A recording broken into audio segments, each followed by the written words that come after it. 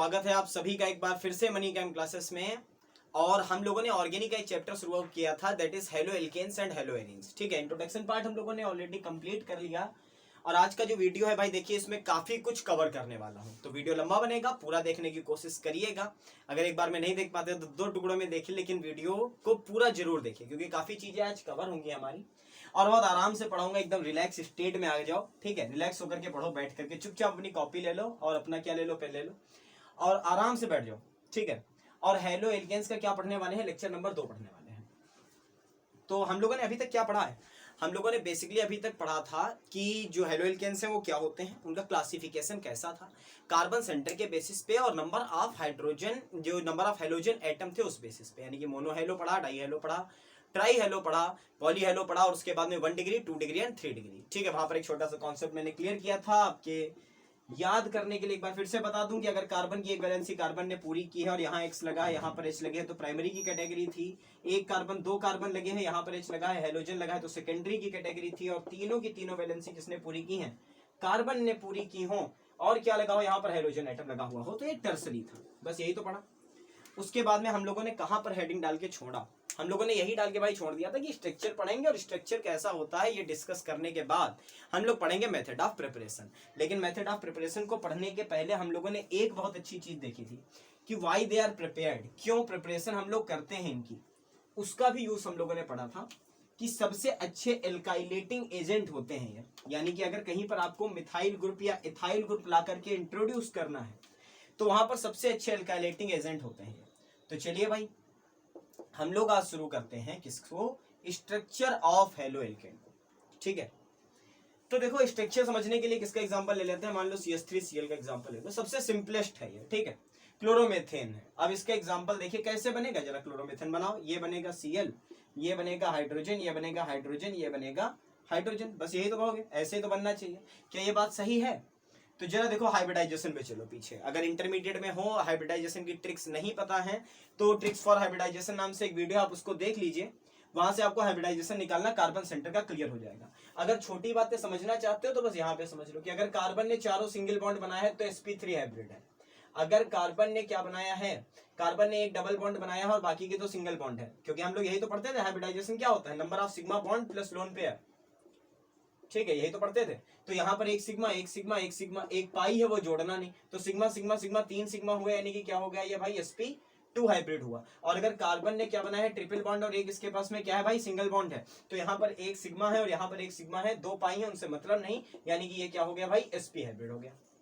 ठीक है, तो जो कार्बन सेंटर होता है, ध्यान से सुनना आप बातों को, जो कार्बन सेंटर है भाई ये क्या है, ये है आपका sp3 hybrid, sp3 hybrid carbon है। अब अगर ये sp3 हाइब्रिड कार्बन है तो आप कहोगे सर फर्स्ट ईयर में पढ़ा था, इसकी शेप होनी चाहिए कैसी, टेट्राहेड्रल, और जो बॉन्ड एंगल है वो होना चाहिए 109 डिग्री और 28 मिनट का, यही तो होना चाहिए। तो बेसिकली इसका स्ट्रक्चर कैसा होगा, इसका स्ट्रक्चर देखो कुछ ऐसा होगा, एक ये मान लिया कार्बन, एक ये मान लिया Cl, एक ये मान लिया कौन सा, हाइड्रोजन। उसके बाद में जो हाइड्रोजन है वो होगा कहाँ, बिलो द प्लेन बनाओ। ठीक है, कहाँ बना लो, ऐसे बना लो, बिलो द प्लेन। और जो दूसरा वाला होगा वो कहाँ होगा, वो होगा एबव द प्लेन, ये आएगी ना टेट्राहेड्रल से। तो हम कह सकते हैं भाई कार्बन सेंटर जो है वो क्या हो गया, sp3 हाइब्रिड हो गया, ये क्या हो गया, sp3 हाइब्रिड हो गया। और जो यहाँ पर एंगल आया वो कितने डिग्री का हो गया, 109 डिग्री 28 मिनट का हो गया। ठीक है, तो बेसिक थिंग मैं बताना क्या चाह रहा था, मैं केवल ये बताना चाह रहा हूं आपको कि जो हमारे पास में हेलो एल्केन्स होते हैं, हेलो एल्केन्स होते हैं, एल्कीन्स की बात नहीं कर रहा हूं मैं, हेलो एल्केन्स जो होते हैं उनका जो कार्बन सेंटर होता है वो sp3 हाइब्रिड होता है। यहाँ पर बड़ी बात समझने वाली आपकी ये है कि आपके 2 ग्रुप जो होंगे वो कार्बन के साथ ऑन द प्लेन होंगे, एक ग्रुप आपका एबव द प्लेन होगा और एक ग्रुप आपका क्या होगा, बिलो द प्लेन होगा। ठीक है, तो ये बातें आपको फर्स्ट ईयर में भी पता थी, लेकिन अब हम लोग क्या करेंगे, इसका थोड़ा सा क्या देखें, इसको थोड़ा सा और ओपन करके देखते हैं और खोल के देखते हैं कि क्या हो रहा है यहाँ पे। उसके बाद में आपको और आइडिया लगेगा और मजा आना शुरू होगा कि हाँ भाई ऐसा ऐसा कुछ होता होगा। तो कार्बन के बारे में सबको पता है ना, 6 इलेक्ट्रॉन, बाहरी में जाए तो 2p है ना, ये वाला अब तो सबको कॉन्सेप्ट पता है, कार्बन मतलब 6, कार्बन मतलब 6 मतलब 1s2 2s2 2p2, बाहरी ऑर्बिट ये हुई 2p वाली, यही तो बता रहा हूँ। तो 2s को लिया तो ये हुआ और 2p को लिया तो ये हुआ, यही तो हुआ ना, 2s and 2p। 2s में कितने इलेक्ट्रॉन है, 2, 2p में कितने हैं, 2, तो हो गया, सब वैलेंसी है 2।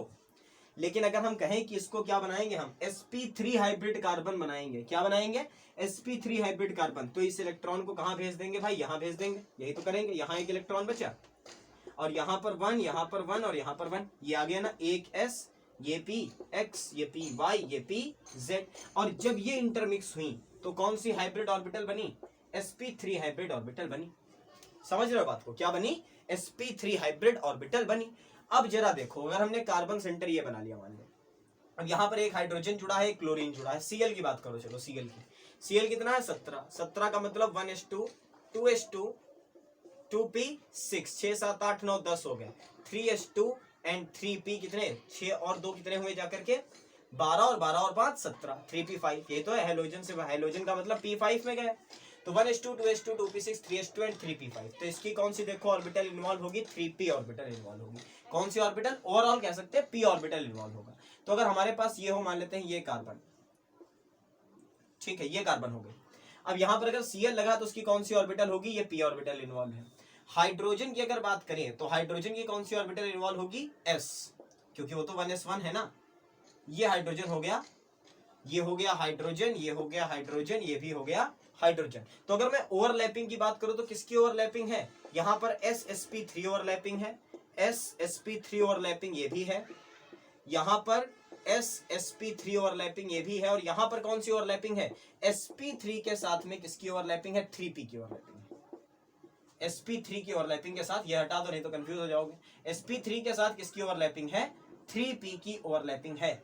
अच्छा, अगर मैं इसको ऐसा ना बना करके थोड़ा कहां बनाता, थोड़ा बनाता ऐसे, तो आपको टेट्राहेड्रल शेप भी क्या हो जाती, क्लियर हो जाती, ये हाइड्रोजन, ठीक है। तो ये भी कौन सी है, लिख लो भाई ssp3। तो कुछ इस तरीके की जो ओवरलैपिंग है ऑर्बिटल्स की वो पाई जाती है। ये सबसे सिंपलेस्ट मॉलिक्यूल बना है। कार्बन की जो है वो sp3 हाइब्रिड ऑर्बिटल हिस्सा ले रही है, जो हाइड्रोजन है उसकी s ऑर्बिटल 1s ऑर्बिटल हिस्सा ले रही है, और जो Cl है उसकी कौन सी ऑर्बिटल हिस्सा ले रही है भाई, 3p ऑर्बिटल हिस्सा ले रही है। अब अगर ये आपने सीख लिया ना, तो कोई भी मॉलिक्यूल का ओवरलैपिंग डायग्राम यानी कि ऑर्बिटल डायग्राम अगर आपको बनाने को दिया जाएगा तो आप बहुत अच्छे से बना लोगे, ठीक है। चलिए एक और बनाते हैं इसके जैसा, देखते हैं कैसा बनेगा भाई, आपसे बनता है या नहीं बनता है। ये एक छोटा सा टॉपिक है, बोर्ड में नहीं पूछा जाएगा भाई ऑर्बिटल डायग्राम कैसा है, लेकिन मॉलिक्यूल्स को अपने दिमाग में रखने के लिए और मॉलिक्यूल्स को अंडरस्टैंड करने के लिए आपको इन सब चीजों को थोड़ा सा पढ़ना इसेंशियल हो जाता है। अगर आप इन चीजों को बना लेने लगते हो ना, तो सबसे बड़ी बात जो आपके अंदर क्रिएट होती है वो है कॉन्फिडेंस, कि भाई हमें केमिस्ट्री के मॉलिक्यूल्स बनाने आते हैं, हम केमिस्ट्री के मॉलिक्यूल्स को इमेजिन करना जानते हैं। और जब ये सारी चीजें आपके अंदर आ जाती हैं तो आपका कॉन्फिडेंस लेवल थोड़ा सा क्या हो जाता है, अप हो जाता है, ऊपर हो जाता है, और कॉन्फिडेंस आ गया फिर तो सब बढ़िया बढ़िया। चलो एक काम करो, आपको एक होमवर्क दे रहा हूँ, बहुत बढ़िया सा होमवर्क, कि C2H5, ठीक, एथाइल आया, एथाइल के साथ में लगा दिया मैंने क्या, क्लोराइड लगा दिया, C2H5Cl, ठीक है। इसका मॉलिक्यूलर ऑर्बिटल डायग्राम आपको बनाना है यहाँ पर, ठीक है। मॉलिक्यूलर ऑर्बिटल्स किस तरीके से ओवरलैप कर रही हैं वो आपको बनाना है, और इसको मैं नेक्स्ट वीडियो में बनाऊंगा, लेक्चर नंबर 3 में इसको मैं शुरुआत में क्या करूंगा, बनाऊंगा, और आप सब लोग अगले वीडियो में मैच करोगे कि आपका सही बना या फिर नहीं बना, ठीक है। तो ये आपका होमवर्क है C2H5Cl, इसको इतना तो मैं बना ही दूं, ये हो गया, ठीक, 2 कार्बन 1 Cl, अब ये टेट्राहेड्रल होने वाला। तो देखो कहां पर है भाई, दोनों कार्बन तो कहां आ गए, मैंने लिख दिया ऑन द प्लेन आ गए, दोनों कार्बन ऑन द प्लेन है। तो जो हाइड्रोजन होगा यहाँ पर, 2 हाइड्रोजन लगे हैं ना, C2 क्या लगेगा, ये तो यही तो बनेगा CH3 CH2 Cl, तो 2 हाइड्रोजन है, उनमें से एक लगेगा अबव द प्लेन, यहाँ पर एक आया बिलो द प्लेन और एक आया अबव द प्लेन, और यहाँ पर एक हाइड्रोजन होगा ऑन द प्लेन, एक होगा अबव और एक होगा बिलो, ठीक है, एक यहाँ और एक यहाँ, कुछ इस तरीके का ये मॉलिक्यूल होगा। अब कैविटी के एक ही तरफ लिखो तो ज्यादा अच्छा, यहीं पर लिख लो, ये बिलो द प्लेन, ठीक है, अच्छा लगेगा देखने में। अब इसको आपको बनाना है किसमें, कि हमारे पास में कार्बन की कौन सी ऑर्बिटल होंगी, ये वाली ऑर्बिटल होंगी, ठीक, ये ऑर्बिटल, ये वाली कार्बन की भी ये ऑर्बिटल होंगी, और इस वाले Cl की कौन सी ऑर्बिटल होंगी, p ऑर्बिटल होंगी, और बाकी के जो हाइड्रोजन है उनकी ओवरलैपिंग आपको देख करके इस मॉलिक्यूल को बनाना है, ठीक है। चलिए आइडिया दे दिया, अब इसको पूरा बनाएंगे किसमें हम लोग, लेक्चर नंबर 3 की शुरुआत हम लोग इसी मॉलिक्यूल से करेंगे, और लेक्चर नंबर 3 में केमिकल प्रॉपर्टीज हमें पढ़नी हुई होंगी। चलिए भाई अगली हेडिंग डालिए अपनी कॉपी पर, कि preparation method of halo alkanes क्या है। ठीक है, आराम से पढ़ो एकदम शांत होकर के। चलो भाई, प्रिपरेशन मेथड कितने लोगों को नीड याद है? Preparation of RX halo alkanes को बनाने का तरीका कितने लोगों को नीड याद है? क्यों हम लोग बनाते हैं RX को? Because they are best alkylating agent, one of the best alkylating agent, क्योंकि ये सबसे अच्छे एल्काइलेटिंग एजेंट हैं। रिवाइज कराता हूं, अगर हमारे पास में क्या हो, अगर हमारे पास में हो क्या CH3Cl, ठीक है, CH3Cl, तो आपको पता है कि क्लोरीन की इलेक्ट्रोनेगेटिविटी बहुत ज्यादा होगी कार्बन से, तो ये बॉन्ड जो होगा, ये बॉन्ड होगा पोलर, इस पर होगा माइनस, इस पर होगा प्लस, ठीक है, ये होगा माइनस, ये होगा plus, and Cl minus is a good leaving group, ठीक है, या हम कह सकते हैं कि X minus is a good leaving group. जो हाइड्रोजन निगेटिव है किसी भी इलेक्ट्रोनेगेटिव एलिमेंट पे अगर माइनस चार्ज है, ठीक है, तो वो बढ़िया स्टेबलाइज होगा। स्टेबलाइज होने का मतलब है वो अच्छा लिविंग ग्रुप है, ठीक है। अगर किसी इलेक्ट्रोनेगेटिव चीज पर प्लस आ गया तो मोस्ट अनस्टेबल है, ठीक है। इलेक्ट्रो पॉजिटिव पर प्लस आया तो वो स्टेबलाइज होगा, अगर इलेक्ट्रोनेगेटिव पर माइनस आया तो वो बढ़िया लिविंग ग्रुप होगा, आसानी से निकलेगा। तो अगर यहां से Cl माइनस को निकाल दें तो ये जो डेल्टा है ये हट गया और हमारे पास क्या बन गया, एक कार्बोकेटायन, एक मिथाइल ग्रुप बन गया। अब जाहिर सी बात है कि ये प्लस है तो किसकी तरह काम करेगा, इलेक्ट्रोफाइल की तरह, ठीक है, किसकी तरह काम करेगा, इलेक्ट्रोफाइल की तरह, और किसी भी निगेटिव सेंटर पे जाकर के क्या करेगा, अटैक करेगा, और निगेटिव सेंटर पे अटैक करके जुड़ जाएगा। और क्या जुड़ेगा बच्चों, जुड़ेगा मिथाइल, ठीक है। इसी तरीके से अगर C2H5 होता तो क्या जुड़ता, इथाइल। यानी कि ओवरऑल हम कह सकते हैं कि हमें क्या मिलेगा, हमें ये ग्रुप अगर जोड़ना हो कहीं पर, ठीक है, एल्किल ग्रुप अगर कहीं इंट्रोड्यूस कराना है तो हम किसका यूज करते हैं, RX का यूज करते हैं, ठीक है। ये पिछले वीडियो में मैंने बताया था, पूरी तरीके से बताया था कि नीड क्या है भाई, किसी चीज को बनाने जा रहे हैं हम लोग, जितने वीडियो पढ़ेंगे ना सब में पढ़ेंगे ये बात है कि अगर किसी चीज को बनाने जा रहे हैं तो उसकी नीड क्या है, जरूरत क्या है उसे बनाने की। चलिए भाई आगे बढ़ते हैं। तो पहली हेडिंग क्या डालोगे, पहली हेडिंग डाल दो फ्रॉम एल्केन, ठीक है। सब चीज के जनरल फार्मूले लिखूंगा, एल्केन तो आपको पता है यार, फ्रॉम CnH2n+2। अगर ऐसी कोई चीज मिलती है CnH2n+2 जैसी चीज है, एल्केन है कोई, तो वहां पर हम लोग क्या कर सकते हैं, अगर उसकी लाइट से रिएक्शन कराएं हम लोग किसके साथ में, जो क्या होते हैं, डाई मॉलिक्यूल होते हैं। डाई मॉलिक्यूल का मतलब समझते हो, Cl2, Br2, I2, F2 etcetera, ये जो होते हैं, ठीक है, डाई मॉलिक्यूल तो बोले जाते हैं। अगर इनसे रिएक्शन कराएं किसकी प्रेजेंस में, अगर हम लोग प्रेजेंस किसकी ले ले भाई, लाइट की, ठीक है, तो जो हमारे पास में प्रोडक्ट होगा, ठीक है, जो प्रोडक्ट होगा सब्स्टिट्यूशन रिएक्शन होगी, जाहिर सी बात है। तो जो प्रोडक्ट आएगा हमारे पास में वो क्या आएगा, हेलो एल्केन्स आएंगे डिफरेंट टाइप के, ठीक है। तो इसको लिख सकते हो क्या, halogenation, halogenation of alkanes, halogenation of alkanes. चलिए समझते हैं इस रिएक्शन को, बहुत अच्छे से समझते हैं। मान लो हमारे पास में सबसे सिंपल एल्केन है, दैट इज CH4, ठीक है, क्या है, CH4। हमने इसकी रिएक्शन करा दी Cl2 से किसकी प्रेजेंस में, लाइट की प्रेजेंस में, ठीक है। Cl2 से रिएक्शन कर, Cl2 की रिएक्शन कराई किसके प्रेजेंस में, लाइट के प्रेजेंस में। तो सबसे पहली बात तो क्या निकल गया, HCl निकल गया, ठीक है, क्या निकला, HCl निकला। और मिला क्या आपको, CH3Cl। देखो इसी का तो स्ट्रक्चर पढ़ रहे थे अभी, एक Cl ने एक हाइड्रोजन को यहां से क्या करा, रिप्लेस करा आकर के, और Cl जुड़ा और हाइड्रोजन एक Cl के साथ जुड़ करके क्या निकल गया, -HCl निकल गया, बन गया CH3Cl, ठीक है। समझते रहना बातों को, धीरे धीरे पढ़ाऊंगा आराम से। अब मान लो इसी रिएक्शन को आगे प्रोसीड कर दे, तो आगे प्रोसीड करें तो क्या मिलेगा भाई, Cl2 और HNO की रिएक्शन कराओ, वापस से क्या निकल गया, -HCl। अभी देखो एक और 3 हाइड्रोजन, अभी एक एक करके सारे निकल सकते हैं, तो एक और हाइड्रोजन निकल गया, और अगर एक और हाइड्रोजन निकल गया तो बचा CH2Cl2, ठीक है। जरा स्ट्रक्चर बनाओ इसका, CH2Cl2, जेम हेलो एल्केन, क्या मिला, जेमिनल हेलो एल्केन मिला। यानी कि इनको प्रिपेयर किया जा सकता है कहां से, एल्केन से शुरू करके इनको प्रिपेयर किया जा सकता है बहुत अच्छे से। अभी भी यार 2 हाइड्रोजन है जो कि रिप्लेस किए जा सकते हैं इस रिएक्शन से। तो अगर हम लोगों ने क्या किया, इसको फिर से Cl2HNO दे दी और -HCl निकाल दिया, तो क्या मिला, CHCl3। अब इसका नाम क्या होता है, कमेंट बॉक्स में कमेंट करो, ठीक है। इसका आंसर दो भाई सभी लोग कि CHCl3 क्या होता है, ठीक है। अभी भी बच्चों एक हाइड्रोजन ऐसा है जो रिप्लेस किया जाएगा, ठीक है। तो अगर इसको भी रिप्लेस कर दें हम लोग, क्या दे दें भाई, Cl2 दे दें, HNO दे दें और -HCl निकाल दें, तो बन गया CCl4, this is carbon tetra chloride, carbon tetra chloride या टेट्राक्लोरोमेथेन, ठीक है। नॉर्मल नाम लोगे तो टेट्राक्लोरोमेथेन। ठीक है, या कार्बन टेट्राक्लोराइड बोल सकते हो, दोनों नाम सही है इसके। अच्छा एक बात यहाँ पे इंट्रोड्यूस कर दूं कि आपको ये भी पढ़ना है, पूरा पूरा आपके कोर्स में है, बताने का मतलब पूरा पढ़ने का मतलब समझे, आपके यार कोर्स में है क्लोरोफॉर्म। आंसर बोल दिया यार मैंने, क्लोरोफॉर्म भी पूरा है। चलो जिसको आंसर देना था उसने दे दिया होगा इतनी देर में कमेंट करके। तो क्लोरोफॉर्म भी पूरा है और कार्बन टेट्रा क्लोराइड भी पूरा है, ये दोनों ही आपको पूरे पूरे पढ़ने हैं, ठीक है। अच्छा चलिए आगे बढ़ते हैं। तो कार्बन टेट्रा क्लोराइड यहां तक बन गया। अच्छा इसके बाद में एक बड़ा पॉइंट बताऊं आपको, वो बड़ा पॉइंट है कि this method is not used in labs. इस मेथड को हम लोग लेबोरेटरी में यूज नहीं करते हैं, ठीक है। अब एक क्वेश्चन आता है वाई, क्यों भाई ऐसा क्या है कि इस मेथड को हम लोग लैब में यूज नहीं करते। तो इस रिएक्शन को देखो पूरा, ऑर्गेनिक पढ़नी है अगर तो बहुत आराम से पढ़ो, ऑर्गेनिक को बहुत धीमे धीमे पढ़ो बैठ करके, ठीक है। बहुत जल्दी पढ़ोगे तो चीजें छूट जाएंगी। इस रिएक्शन को देखो, मैंने क्या कहा है, Cl2 का एक मॉलिक्यूल डाला, CH4 से रिएक्ट किया, -HCl निकला, तब ये बना, ठीक है। अब यहां पर Cl2 का सेकंड मॉलिक्यूल डाला, क्या लैब में बिल्कुल आप ऐसा कर सकते हो कि एक ही मॉलिक्यूल डालोगे, केवल एक मॉलिक्यूल, बस ऐसा कर सकते हो क्या? आप Cl2 गैस दोगे ना उसको।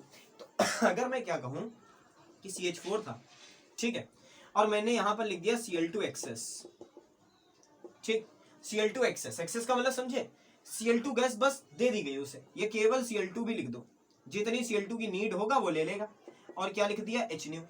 और एक्सेस वर्ड अगर लिखते हो तो बहुत अच्छी बात है, ठीक है। Cl2 एक्सेस में दी गई है, ज्यादा मात्रा में Cl2 दे दी गई है, तो आपको बच्चों ये भी मिलेगा, प्लस ये भी मिलेगा, प्लस ये भी मिलेगा, और प्लस ये भी मिलेगा। क्यों, सबकी पॉसिबिलिटी है ना भाई। अगर हमारे पास में क्या हो, यहाँ पर कितने मॉलिक्यूल ले लो, ये लो N ले लो, ठीक है। काफी एक मॉलिक्यूल थोड़ी ना सभी से रिएक्ट कर गया जाकर के।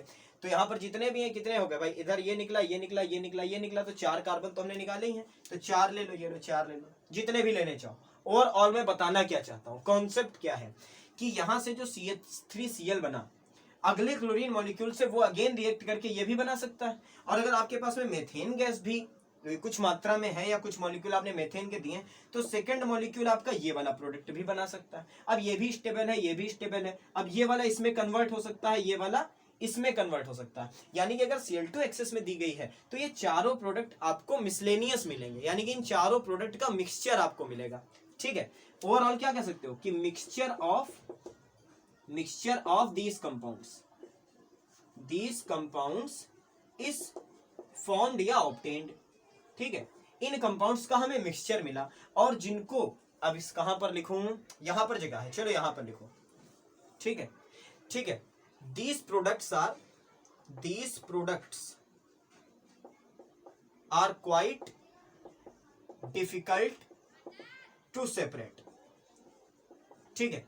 ये नोट कर लेना, ये पॉइंट बड़ा है। इन प्रोडक्ट्स को, ये जो प्रोडक्ट्स का हमें मिक्सचर मिल गया, इन प्रोडक्ट्स को सेपरेट करना कठिन होता है, ठीक है। अब सेपरेट करना क्यों कठिन होता है, क्योंकि मान लो आपको कुछ मिक्सचर मिले, ठीक है, सेम ऑर्गेनिक कंपाउंड के मिक्सचर है, तो आप कैसे करते हो उनको, फ्रैक्शनल डिस्टिलाइजेशन मेथड से ही तो करते हो। अब इनका जो बॉइलिंग पॉइंट है, ठीक है, बॉइलिंग पॉइंट जो है वो एटलीस्ट सेम होता है, ठीक है, अप्रोक्स सेम होता है, अप्रोक्स सेम, बिल्कुल तो सेम नहीं होता है, क्योंकि यहाँ पर एक क्लोरीन का मॉलिक्यूल है, वहां पर 2 है, यहाँ पर 3 है, और यहाँ पर 4 है। तो जैसे जैसे वेट बढ़ रहा है वैसे वैसे melting point and boiling point भी बढ़ रहे हैं, सिंपल सी बात है ना। लेकिन उनका डिफरेंस इतना हाई नहीं होता कि फ्रैक्शनल डिस्टिलाइजेशन से उन्हें बहुत आसानी से सेपरेट किया जा सके। और ये रीजन है कि इस मेथड को हम लोग लैब में यूज नहीं करते।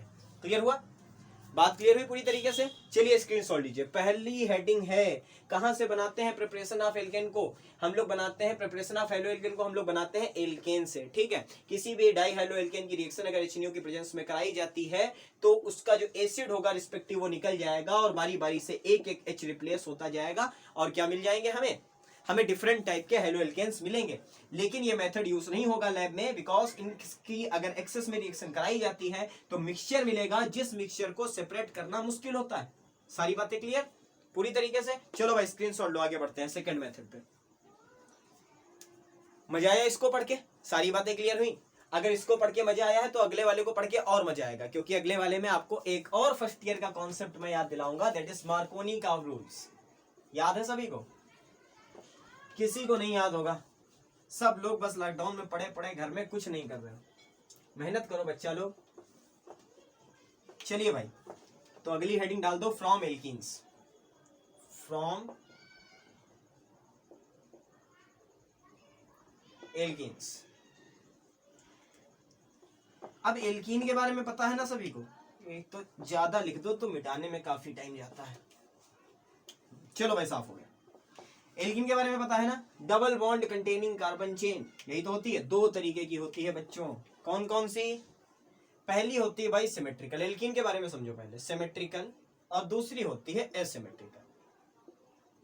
ठीक है, पढ़ा है ना फर्स्ट ईयर में। सिमेट्रिकल एल्कीन क्या होती है और एसिमेट्रिकल एल्कीन क्या होती है, दोनों के बारे में पता है। सिमेट्रिकल होती है, मान लो एथिलीन का एग्जांपल ले, तो एथिलीन लिखा तो हमने लिखा CH2 double bond CH2, that's it.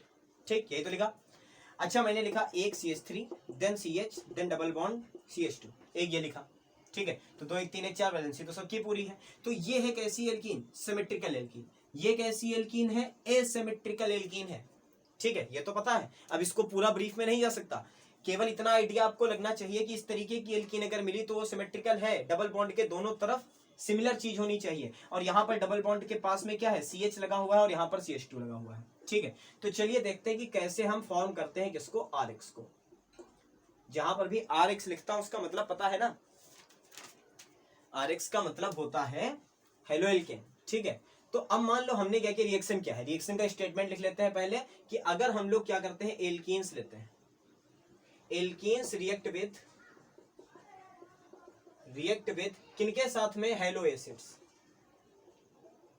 Hello acids जानते हो क्या होते हैं? हेलो एसिड्स हो गए HCl, HBr, HF and HI, halogen के एसिड। ठीक है, हेलोजन के जो एसिड हैं, दिख रहा है ना साफ सभी को? ठीक है, थोड़ा बड़ा लिखूं क्या? चलो बड़ा कर दो भाई, बड़ा कर दो। HCl, HBr, HF and HI, ये है हमारे पास में। ठीक है, अब अगर इनकी रिएक्शन हम कराते हैं किनके साथ? एल्कीन के साथ, तो हमें क्या मिलेंगे? तो हमें RX मिलेंगे। चलो देखो कैसे मिलेंगे। मान लो हमने सबसे सिंपल एल्कीन उठाई, ये वाला एल्कीन सिस्टम उठाया, यहां लिखा, तो लिखा हमने CH2 डबल बॉन्ड CH2। अब इसकी रिएक्शन हमने कर दी HI के साथ, हाइड्रोजन आयोडाइड के साथ इसकी रिएक्शन कराई, तो जाहिर सी बात है कि भाई पोलर नेचर है। ठीक है, पाई बॉन्ड कंटेनिंग हमारे पास में कंपाउंड रखा हुआ है, अपने आप अटैक करेगा, अपने आप जुड़ेंगे आकी चीजें। तो क्या होगा भाई, देखो हमारे पास में ये है दो पॉसिबिलिटी, या तो आई को यहां जोड़ो, हाइड्रोजन को यहां जोड़ो, या फिर आई को यहां जोड़ो और हाइड्रोजन को यहां जोड़ो। चलो जोड़ के देखते हैं।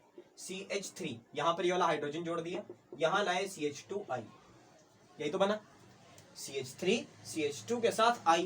या फिर आप क्या कह सकते हैं, और ये हो सकता है कि भाई यहां पर CH2 के साथ में क्या जुड़ जाए? I, और CH3 जुड़ जाए यहां। देखो कोई फर्क है क्या दोनों प्रोडक्ट में?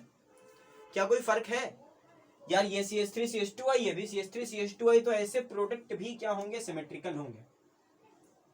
ऐसे प्रोडक्ट भी क्या होंगे? सिमेट्रिकल होंगे। बट अगर हम लोग ये वाली एल्कीन उठाते हैं, ध्यान से समझना, CH3 CH CH2, ठीक है, और इसकी रिएक्शन करा दें किसके साथ में? HCl से करा के देख लो। चलो HCl से कर लो, ये HCl। तो दो पॉसिबिलिटीज फिर से हैं। पहली पॉसिबिलिटी ये है कि जो हाइड्रोजन है, ध्यान से सुनना, जो हाइड्रोजन है वो यहां जुड़े और जो Cl है वो यहां जुड़े।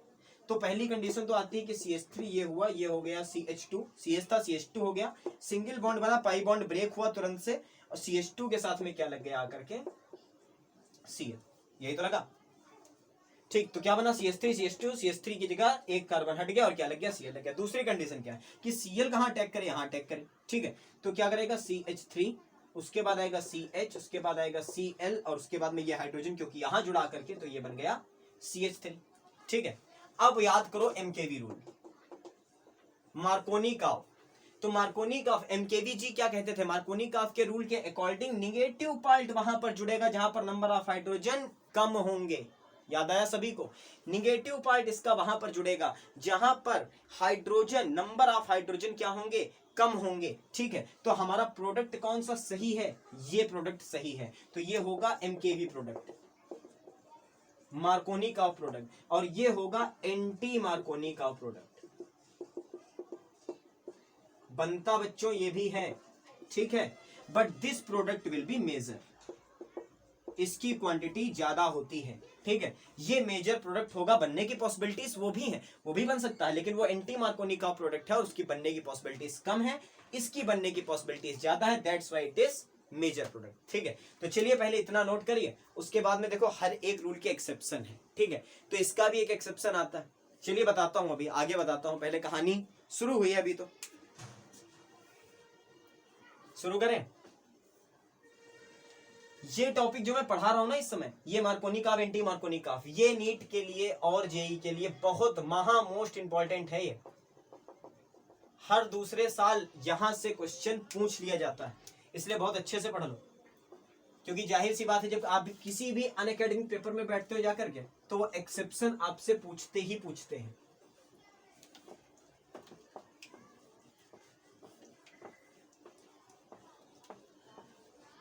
चलिए भाई शुरू करते हैं। अब मान लो कि मैंने लिखा क्या, मैंने लिखा ये CH3 CH double bond CH2 और साथ में लिख दिया HBr। ठीक है, साथ में क्या लिख दिया, HBr, और उसके बाद में मैंने कहा इसकी रिएक्शन होगी, ये रिएक्शन होगी। ठीक है, और यहां डाल दिया एक चीज ROOR। बहुत ध्यान से समझना इस रिएक्शन को, ये एक्सेप्शन है, पहले बता दूं ये एक्सेप्शन है। हमारे पास में एक एसिमेट्रिकल एल्कीन थी जिसकी रिएक्शन HBr से कराई है, और साथ में क्या पढ़ा, इसको क्या होगी, ये होगा ऑर्गेनिक पर ऑक्साइड। भाई O single bond O linkage है ना, O single bond O linkage का मतलब पर ऑक्साइड। जब HOOH को पढ़ते थे तो कहते थे हाइड्रोजन पर ऑक्साइड, दोनों को हटाया और दोनों की जगह क्या लगाया, R लगाया, तो ऑर्गेनिक पर ऑक्साइड। ठीक, क्या बना, ऑर्गेनिक पर ऑक्साइड। तो ऑर्गेनिक पर ऑक्साइड की प्रेजेंस है। अब आपके दिमाग में क्या आएगा, अगर ये रिएक्शन नॉर्मली दी जाए ना, तो आपको मार्कोनिकॉव रूल याद आएगा। कहोगे सर Br जुड़ेगा यहां पर, H जुड़ेगा यहां पर, और प्रोडक्ट बनेगा CH3 CH Br and CH3, this is the product measure, but this is the exception कि अगर हमारे पास में asymmetrical एल्कीन, दो कंडीशन है, पहली बात तो हाइड्रोजन का ब्रोमाइड होना चाहिए, पहली बात हाइड्रोजन का ब्रोमाइड होना चाहिए, दूसरी बात in presence of organic peroxide होनी चाहिए, तो आपको मिलता है NTMKV product, product is major. ठीक है, anti Markovnikov product is major, मतलब आपको प्रोडक्ट मिलेगा CH3 CH2 CH2 Br, this one is major product. Note करिए इस बात को, इस बात को क्या करिए, नोट करिए, और एक छोटी सी क्या लिख लीजिए, ट्रिक लिख लीजिए। छोटी सी ट्रिक ये है कि आपके पास एल्किल ग्रुप हो, CH हो और क्या हो, CH2 हो, ये एक एसिमेट्रिकल एल्कीन बनाएगा ना, ये एक एसिमेट्रिकल एल्कीन बनाएगा, और इसके साथ में क्या हो, इसके साथ में HX हो। ठीक है, जहां पर X क्या हो, F हो, Cl हो, I हो, इन तीन में से कोई एक हो, तो आपको कौन सा प्रोडक्ट मिलेगा भाई, MKV, मार्कोनिकॉव। ठीक है, अगर आपके पास में R है, CH है, CH2 है, और HX की जगह पर क्या है, HBr है, और जो प्रेजेंस है वो किसकी है, ROOR की है, यानी कि ऑर्गेनिक पेरोक्साइड की है, तो आपको मिलेगा NTMKV product, anti Markovnikov product आपको मिलेगा। ठीक है, ये छोटी सी बात हो गई, ये आपको याद रखनी है, तो आप प्रोडक्ट फॉर्म करने में कभी भी दिक्कत नहीं करोगे। आपको कैसी भी एल्कीन दी हो, आप HBr देखोगे, HBr देखती है, आपको बस देख लेना है कि प्रेजेंस ऑर्गेनिक पेरोक्साइड की है या नहीं है। अगर प्रेजेंस है तो आप एंटी मार्कोनिकॉव प्रोडक्ट दोगे, अगर नहीं है तो आप मार्कोनिकॉव प्रोडक्ट दोगे। ठीक है, हो गई बात पूरी। चलिए भाई इसको भी नोट करिए, अगर नोट कर रहे हैं, स्क्रीनशॉट ले रहे हैं तो स्क्रीनशॉट लीजिए। चलिए नोट करिए भाई, कितने मिनट हो गए, 28 मिनट हो गए हैं, और 30 मिनट के बाद में मेरे मोबाइल में क्या होता है, वीडियो अपने आप बंद हो जाता है। तो इसको क्या करूंगा, वीडियो को 1 मिनट के लिए भी, 1 सेकंड के लिए क्लोज होगी वीडियो, और उसके बाद में 2 छोटी छोटी और कराऊंगा आपको रिएक्शन। तो रिएक्शंस को पहले लिख लूंगा, 2 मिनट खराब होंगे, कम खराब होंगे आपके। चले भाई, हाँ भाई, तो चलें अगली रिएक्शन की तरफ। तो अगली रिएक्शन पड़ेगी फ्रॉम एल्कोहल। एल्कोहल से कैसे बना सकते हैं हम लोग इनको, जो हमारे एल्किल हैलाइड हैं उन्हें। ठीक है, तो एक जनरल रिएक्शन देखिए लिखी है, अगर स्टेटमेंट चाहिए तो हम लोग लिख सकते हैं कि एल्कोहल्स रिएक्ट विद वही हेलो एसिड्स। हेलो एसिड्स का मतलब समझे, HCl से, HBr से, HI से, या हाइड्रोजन फ्लोराइड से, इनसे अगर रिएक्ट करता है, ठीक है, तो क्या बनेंगे हमारे, तो हमारे बनेंगे एल्किल हैलाइड। देखो एक जनरल रिएक्शन लिखिए समझने के लिए, कि अगर एल्कोहल है तो जाहिर सी बात है OH होगा। अगर हमारे पास में क्या है, किसका जो एसिड है वो हेलो एसिड है, यानी कि HX होगा, तो OH और H, यानी कि OH और H, OH और H बोला तो एक ही चीज निकली ना, वाटर, और जो बचा X, और यहाँ पर जाहिर सी बात है कि OH माइनस लीव करा है ना, तो OH माइनस लीव करा, तो बचा कौन, R प्लस। R प्लस किससे अटैच होगा जाकर के, X माइनस से, और X माइनस का मतलब क्या मिलेंगे, RX मिलेंगे। तो जनरल रिएक्शन है, कुछ रिएक्शन देखते हैं। मान लो हम लोगों ने लिया CH3 का OH, मिथाइल अल्कोहल, स्प्रिट उठाई अपनी और स्प्रिट को किससे रिएक्ट करा दिया भाई, HBr से रिएक्ट करा दिया, तो हमें मिल जाएगा CH3Br प्लस H2O। नॉर्मल सी रिएक्शन है, कोई मैकेनिज्म समझने की भी जरूरत नहीं है, बिकॉज सिंगल स्टेप रिएक्शन है। अब यहाँ पर एक चीज ध्यान रखना है कि अगर हमारे पास में क्या हो, एथाइल अल्कोहल हो, CH3CH2OH हो, और इसकी रिएक्शन हम किससे कराने वाले हों, HCl से कराने वाले हों, तो यहाँ पर एक बहुत बढ़िया कैटलिस्ट यूज होता है, दैट इज ZnCl2। ठीक है, ZnCl2 it is used as catalyst. ठीक है, कैटलिस्ट के जैसा यूज होगा, बनेगा सेम प्रोडक्ट, यानी कि CH3 मिलेगा, CH2 मिलेगा एंड Cl मिलेगा, और क्या निकल जाएगा, वाटर निकल जाएगा। तो ये जनरल रिएक्शन है जो आपको समझ में आती है। आप कोई भी एल्किल ग्रुप लगा दो, आप कोई भी क्या लगा दो, हेलो एसिड लगा दो, और आपको रिस्पेक्टिव क्या मिल जाएगा, रिस्पेक्टिव कंपाउंड आपको मिल जाएगा, यानी कि रिस्पेक्टिव हेलो एल्केन आपको मिल जाएंगे। बट इसकी एक बहुत ज्यादा इंपॉर्टेंट रिएक्शन है, और वो है कि OH विद थायोनिल क्लोराइड। ठीक है, एल्कोहल केवल हेलो एसिड्स के साथ ही नहीं, थायोनिल क्लोराइड के साथ भी रिएक्ट करके क्या बनाते हैं, क्या बनाते हैं, बनाते हैं R के साथ में Cl। ठीक है, बट यहां पर एक लिमिटेशन है, और वो लिमिटेशन क्या है, वो लिमिटेशन बच्चों ये है कि जब थायोनिल क्लोराइड से बनाओगे तो आपको एल्किल क्लोराइड ही तो मिलेंगे, है ना। क्या मिलेंगे आपको, एल्किल क्लोराइड, क्लोराइड मिलेंगे भाई, ब्रोमीन तो है नहीं, थायोनिल ब्रोमाइड से तो बना नहीं रहे, जो Br मिल जाएगा। तो अब अगर मैं कहूं, सुनना बात को ध्यान से, कि थायोनिल क्लोराइड है आपके पास में, ROH है आपके पास में, और उसके बाद भी आपको बनाना क्या है, आपको बनाना है RI। क्या बनाना है, RI बनाना है। तो यहां पर एक और रिएक्शन आपको नेक्स्ट वीडियो में शायद करवा पाऊंगा, ये इसे कहते हैं halogen exchange, halogen exchange reaction.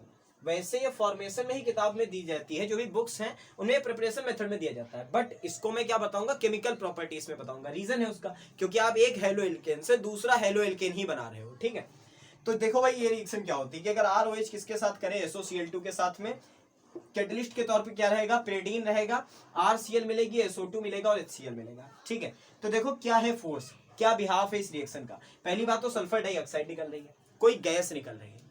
अगर किसी रिएक्शन में, मन में बनाना बात को इसको, अगर किसी रिएक्शन में इवॉल्व हो रही है कोई गैस, तो वो फेवर करेगी, जाहिर सी बात है, तो ब्रह्मांड का नियम है, एंट्रोपी बढ़नी है, और अगर गैस निकली तो एंट्रोपी इंक्रीज कर गई, यानी कि ये रिएक्शन तो फेवर करेगी।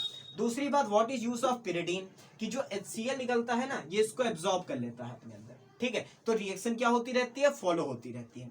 अब अगर यहाँ पर मुझे कोई बनाना हो अपने पास से, तो R की जगह पर क्या बना लो, R की जगह पर कुछ भी ले लो, मान लो ले लिया एथाइल, CH3CH2OH। देखो वहां कैटलिस्ट की प्रेजेंस में बनाना पड़ रहा था, और यहाँ अगर इसकी SOCl2 के साथ रिएक्शन करा दूं, SOCl2 के साथ में, तो बनेगा CH3CH2Cl plus SO2 plus HCl। ठीक है, ये आएगी आपकी रिएक्शन। चलिए भाई इसको भी नोट कर लो। दो बातें हो गई, एल्कोहल किनके साथ रिएक्ट करेगा, पहली बात तो hello acids HCl HBr HI के साथ रिएक्ट अगर करता है तो क्या बनाएगा, हेलो एल्केन्स बनाएगा। यहां पर आपको याद रखने वाली बात क्या है, याद रखने वाली बात यह है कि अगर HCl के साथ रिएक्शन करा रहे हो तो ZnCl2 is used as your catalyst. ठीक है, समझ में आई बात। उसके बाद में क्या हो गया कि एल्कोहल एक बार और रिएक्ट करता है किसके साथ, थायोनिल क्लोराइड के साथ में, और जब भी ये थायोनिल क्लोराइड के साथ रिएक्ट करेगा पिरिडीन की प्रेजेंस में, तब भी हेलो एल्केन्स का फॉर्मेशन होगा। Clear, but limitation is that कि यहां पर आप केवल क्लोराइड फॉर्म कर सकते हो। ठीक है, अगर आपको इससे आयोडाइड में जाना है या किसी और में जाना है, तो आपको किस रिएक्शन का सहारा लेना होगा, आपको हैलोजन एक्सचेंज रिएक्शन का सहारा लेना होगा। ठीक है, समझ गए बातों को। चलिए आगे बढ़ते हैं। हो गई ना क्या हो गई, प्रिपरेशन मेथड्स हो गए। अब जिन बच्चों का ये क्वेश्चन मन में रह गया हो, सर जी लैब मेथड, तो लैब मेथड बेटा तब पढ़ाएंगे ना जब कोई एक पर्टिकुलर टॉपिक पढ़ा रहे होंगे। क्लोरोफॉर्म पढ़ाऊंगा तब पढ़ाऊंगा लैब मेथड कैसे है उसका।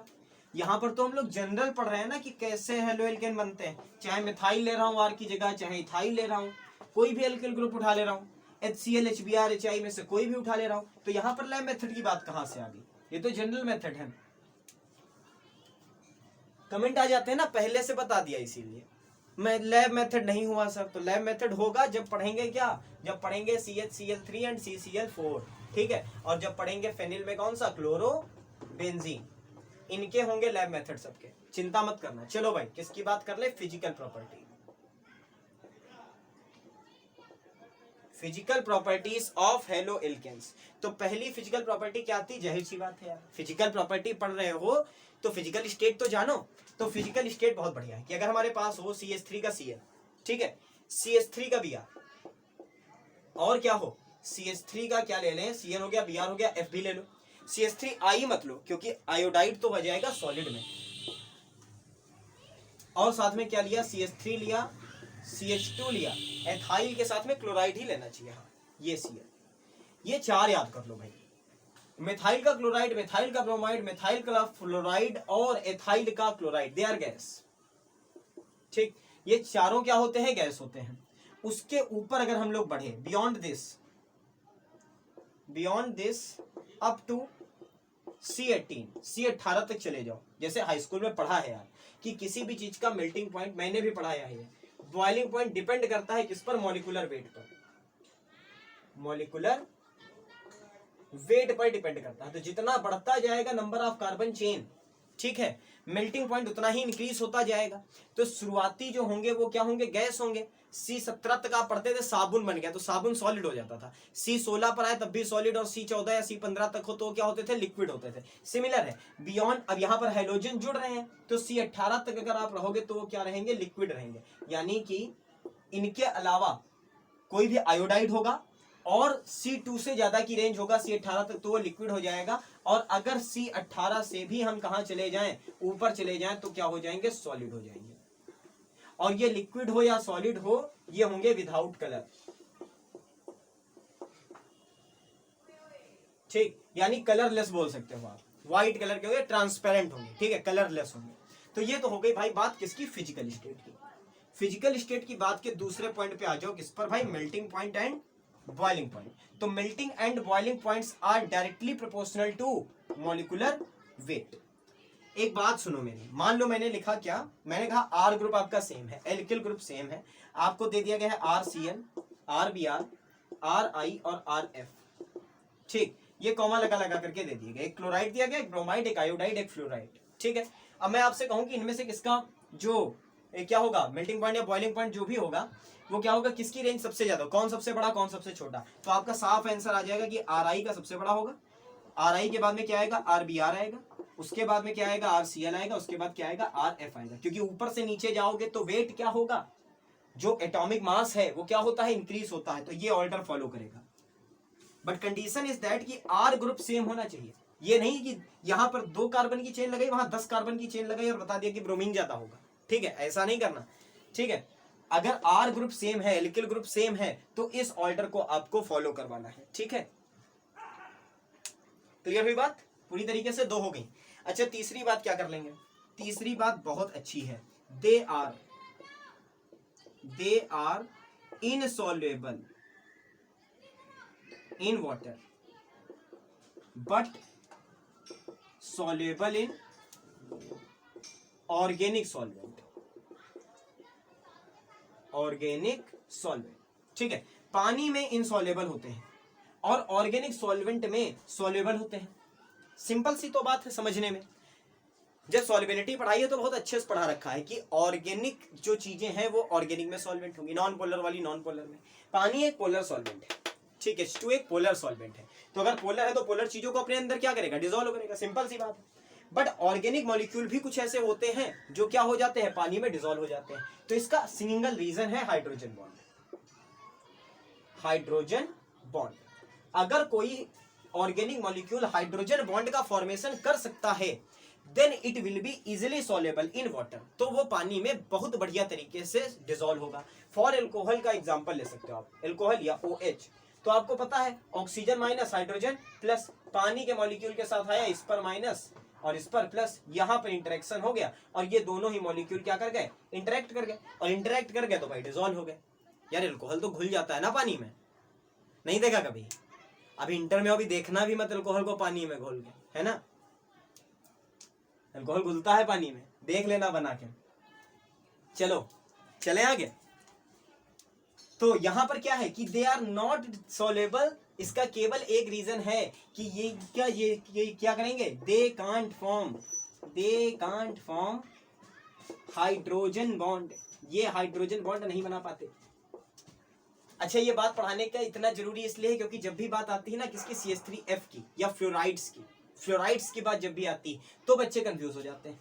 फ्लोरीन को देखा नहीं कि उनके दिमाग में हाइड्रोजन बॉन्ड आ गया। तो भैया मेरे जो हाइड्रोजन बॉन्ड बनने की कंडीशन है वो ये है कि हाइड्रोजन के साथ F हो, हाइड्रोजन के साथ O हो और हाइड्रोजन के साथ नाइट्रोजन हो, ना कि कार्बन के साथ क्या हो, फ्लोरीन हो। अगर आप CH3F बनाओ तो आप ये बनाओगे ना, देखो भाई फ्लोरीन किससे जुड़ा है, हाइड्रोजन से जुड़ा है क्या, हाइड्रोजन से बच्चा नहीं जुड़ा है, कार्बन से जुड़ा है। तो CF linkage is not able to form the hydrogen bond, ठीक है। HF लिंकेज होती तो बन जाता, OH लिंकेज होती तो बन जाता, NH लिंकेज होती तो बन जाता। दैट मीन्स कोई भी हमारा जो हेलो एल्केन है वो पानी में डिसॉल्व नहीं होगा। क्लियर हो गई बात? चलो इसका स्क्रीनशॉट ले लो, पहले मिटा दूंगा नहीं तो। चलो बढ़ते हैं आगे। अब एक बची है यार, ओरल बता रहा हूँ। ओरल क्या बता दूं, यहाँ कोने में लिख देता हूं कि अगर आपके पास क्या हो, ब्रोमाइड्स हो एंड आयोडाइड्स हो, ठीक है, ब्रोमाइड्स हो या ऐसे लिख लो, देखो डेंसिटी ऑफ वाटर लिखो, यहां पर क्या लिखो, डेंसिटी ऑफ वाटर, ठीक है। जो डेंसिटी ऑफ वाटर है, पानी की डेंसिटी कितनी, 1 gram per centimeter cube at 4 degree centigrade. पढ़िए ना रिलेटिव डेंसिटी, ठीक है। तो पानी की जो डेंसिटी है वो किससे कम होगी, वो कम होगी अगर आपके पास में RI हो या RBR हो। ऐसे लिख लो, दिख रहा है ना सबको, ये दिख रहा है ना, चलो दिख रहा है, जितना दिख रहा है उतने में एडजस्ट करो भाई। आयोडाइड की डेंसिटी सबसे ज्यादा, उसके बाद में किसकी, Br की, उसके बाद में डेंसिटी ऑफ वाटर आएगी और उसके पानी से भी कम डेंसिटी किसकी हो जाएगी, RCl की, और उसके बाद किसकी हो जाएगी, RF की। ये पैटर्न थोड़ा सा बना लो दिमाग में, ये इतना सा बस, ठीक। कि जो आयोडाइड एंड ब्रोमाइड है इनकी डेंसिटी पानी से ज्यादा होती है, that means it is more than 1 gram per centimeter cube. और जो क्लोराइड्स एंड फ्लोराइड्स हैं उनकी डेंसिटी पानी से क्या होती है, कम होती है। And these are the basic physical properties, यही बेसिक फिजिकल प्रॉपर्टीज हैं इनकी हेलो एल्केन्स की, ठीक है। यही हेलो एल्केन्स की बेसिक फिजिकल प्रॉपर्टीज है। चलो भाई नोट करो इनको। अब अगली हेडिंग क्या आएगी, केमिकल प्रॉपर्टीज। पढ़ा दूं, रहने दो अगले में पढ़ाऊंगा। तो केमिकल प्रॉपर्टीज में क्या पढ़ाऊंगा ये बता देता हूं। SN1 SN2 का नाम सुना, GOC पढ़ डाली पिछले साल, पूरी GOC पढ़ डाली, लेकिन SN1 एंड SN2 का नाम नहीं सुना किसी ने। E1 E2 का नाम सुना, एलिमिनेशन 1 एलिमिनेशन 2, फिर वही डायलॉग, पूरा फर्स्ट ईयर पढ़ डाला लेकिन E1 E2 का नाम नहीं सुना किसी ने, ठीक है। तो जब केमिकल प्रॉपर्टीज आएंगी भैया, केमिकल प्रॉपर्टीज जो आएंगी उनमें सबसे पहले आएंगे substitution reaction, that is SN1 mechanism and SN2 mechanism. उसके बाद आएंगे elimination reaction, that is E1 mechanism and E2 mechanism. उसके बाद आएगी आपकी हैलोजन एक्सचेंज, चलो इसी में करा दूंगा, हैलोजन एक्सचेंज रिएक्शन इसी में करा दूंगा, ठीक है। ये तो हो गई 1 2 3 4 एंड 5, 5 तो ये हो गई, ठीक है। तो लेक्चर नंबर 3 का काम हो गया। क्या होंगी लेक्चर नंबर 3 में, SN1 SN2। लेक्चर नंबर 4 में कौन सी होंगी, E1 एंड E2। और लेक्चर नंबर 5 में क्या करा दूंगा, सारी जो बची हुई हैं, ठीक है। तो हेलोजन एक्सचेंज भी उसी में करा दूंगा। अच्छा देखिए यहां पर किससे रिएक्शन, एक रिएक्शन कराऊंगा Mg के साथ, ठीक है। Mg के साथ इसलिए क्योंकि बहुत बड़ा रिएजेंट बनाएंगे हम लोग, ग्रिग्नार्ड्स रिएजेंट फॉर्म करेंगे यहाँ पर, इंपॉर्टेंट है, हर जगह काम आएगा। एक रिएक्शन कराएंगे लिथियम के साथ, तो बहुत बड़ा रिएजेंट बनाएंगे NBuLi, N-ब्यूटाइल लिथियम, ठीक है। बहुत बड़ा रिएजेंट है, लाइफ टाइम काम आएगा ऑर्गेनिक में, ठीक है। तो ये दो बनाएंगे हम लोग। उसके बाद केमिकल प्रॉपर्टीज में और कौन सी पढ़ लेंगे, केमिकल प्रॉपर्टीज में देखो दो मैंने पढ़ा दी हैं, कौन सी, Wurtz and Wurtz Fittig, Wurtz and Wurtz Fittig, ये दोनों रिएक्शन मैंने करवा दी हैं ऑलरेडी। बाइनेम रिएक्शन की सीरीज में ये दोनों चल रही हैं और बाइनेम में ये दोनों करा चुका हूं, ठीक है। और कौन सी करा चुका हूं, शायद फ्रैंकलैंड भी हो गई है, शायद फ्रैंकलैंड्स भी हो गई रिएक्शन, ठीक है। तो ये तीनों तो आपको मिल जाएंगी कहां, बाइनेम की रिएक्शन में। बाइनेम में ही एक और डाल दूंगा, इसकी मोस्ट इंपॉर्टेंट रिएक्शन है जिसका नाम आप सभी ने सुना होगा, फ्रीडल क्राफ्ट रिएक्शन, या पूरा नाम होता है फ्रीडल क्राफ्ट एल्काइलेशन। यही तो काम है यार, एल्काइलेशन ही तो काम है हेलो एल्केन्स का। तो फ्रीडल क्राफ्ट एल्काइलेशन रिएक्शन जो आपको मिलेगी वो आपको इन लेक्चर्स में नहीं मिलेगी। मैं फिर बोल रहा हूं, इन लेक्चर्स में नहीं मिलेगी। कहां मिलेगी आपको? बाई नेम में मिलेगी। बाई नेम रिएक्शन की सीरीज के 3 लेक्चर अपलोड हो चुके हैं। चौथे में आपको क्या दे दूंगा मैं? फ्रीडल्स क्राफ्ट रिएक्शन दे दूंगा। बता भी दूंगा कि हेलो एल्केन की केमिकल प्रॉपर्टीज में आती है। ठीक है, तो चलिए भाई इस लेक्चर को यहीं पर रोकते हैं। काफी बड़ा लेक्चर हो गया, काफी कुछ सीख लिया आज हम लोगों ने। और अब अगर लेक्चर्स ये आपके काम के हैं ऑब्वियस सी बात है काम के हैं, तो इनको शेयर करिए, अन्य बच्चों तक भी पहुंचाइए। ठीक है, मैक्सिमम जितना नॉलेज शेयर करोगे उतना ज्यादा मेरा भी बढ़ेगा, आपका भी बढ़ेगा, उसमें किसी का नुकसान नहीं है। ठीक है, और आते रहिए मेरे चैनल पे और पढ़ते रहिए लगातार ऑर्गेनिक केमिस्ट्री। बहुत जल्द मिलता हूं आपसे अगले वीडियो में, तब तक के लिए थैंक यू सो मच।